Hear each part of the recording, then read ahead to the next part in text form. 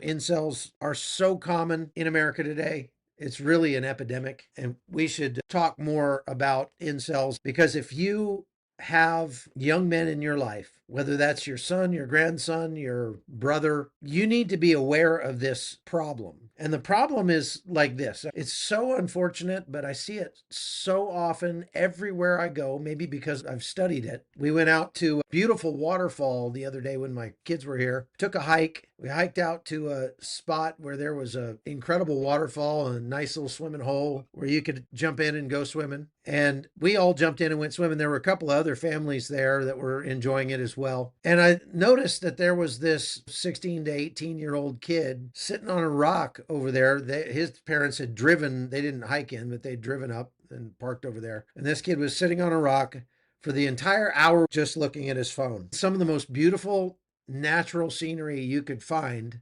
this kid's just buried in his phone. And it's so sad. But there are some really dangerous problems that come from that. This epidemic of young men that are detached from real life, don't have relationships per se. They spend a lot of time alone as it becomes more and more common for this kind of behavior for young men to have the majority of their interactions over the phone. I think we're going to see more and more outgrowth of this, which is violent lashing out. Apparently, this kid had tried to get on the fire department and failed and was angry about that. So he went out and set a fire and then ambushed the firefighters when they came to put it out. And that's incredibly tragic. But I think the saddest part about that is this was a good looking kid, 20 years old. He has his whole life ahead of him. And you cannot convince me that so many young men that are willing to just completely throw their lives away,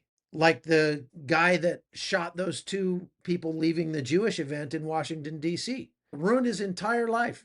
Just done. He's going to prison for the rest of his life. Why is it that these young men are so willing to throw their lives away like this? When they get all up in arms about something, I would submit to you that this is demonic. This is demonic oppression.